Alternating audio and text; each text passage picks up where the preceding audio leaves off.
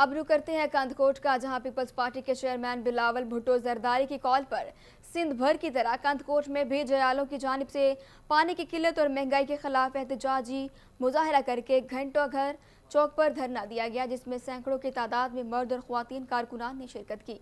इसी हवाले से मजीद जानते हैं धरने में मौजूद हमारे नुमाइंदे मोहम्मद इस्माइल से। जी इस्माइल, आगाह कीजिएगा।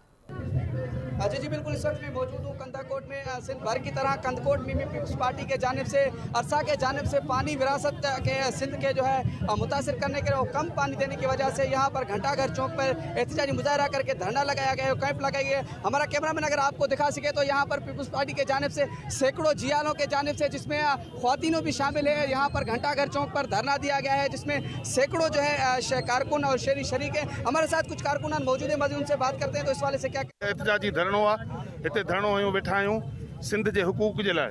सिंध जे पाणी ते धाड़ो लॻे थो, सिंध सॼी सुके थी, लाड़ ॾे ॿिया माण्हुनि खे पीअण लाइ पाणी कोन्हे। पंजाब वारा ज़ोरी पाणी वफ़ाक़ जे बलबोते ते खणी था वञनि।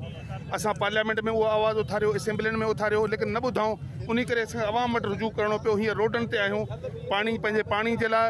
ऐं हे जेका महांगाई आहे, जंहिंमें ग़रीब माण्हू जो जीअण जंजाल आहे, उन जे ख़िलाफ़ ऐं उन खां अलावा जेके सिंध जे हक़नि ते NFC ते ॿिए धाड़ा लॻनि था, उन लाइ वफ़ाक़ी गवर्नमेंट जे ख़िलाफ़, न्याज़ी गवर्नमेंट, सिलेक्टेड गवर्नमेंट जे ख़िलाफ़ अॼु असां सरापा एहतजाज आहियूं।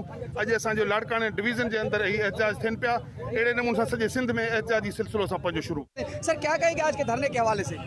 ये असांजो धरणो जो घंटाघर कंदकोट चौक ते लॻो आहे, कामयाबु धरणो आहे। असां हमेशह पाणी जे खोट ख़िलाफ़ आहियूं। 1998 10 अगस्त 1998 शहीद मोहतरमा जे अॻुवाणी में बि कम्बू शहीद धरणो हणी कालाबाग डैम खे ख़तमु कयोसीं।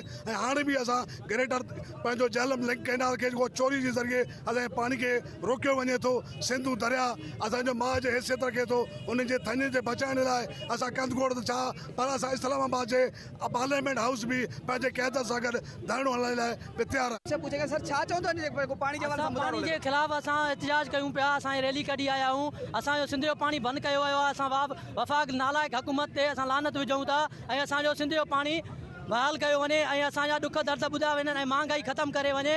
ऐं हे अवाम इन लाइ इकठी थी आहे त असांजो पाणी बहाल कयो वञे ऐं असांजो ज़मीनां बंजर थी रहियूं आहिनि, असांजा हारी रोई रहिया आहिनि। असां सभु जेको आहे एहतजाज तौर हिते गॾु थिया आहियूं। असां इन करे छा मुतालबो आहे? असांजो मुतालबो इहो आहे त असांखे गैस, पाणी, बिजली खपे। जी बिल्कुल, आपने यहाँ पर मुजाहिरीन की जो है बातें सुनी। मुजाहिरीन के जानिब से इंतहाई गम और गुस्से की जो है सूरत हाल है। यहाँ पर देख सकते हैं, हमारा कैमरामैन आपको लाइव मनाजिर दिखा रहा है।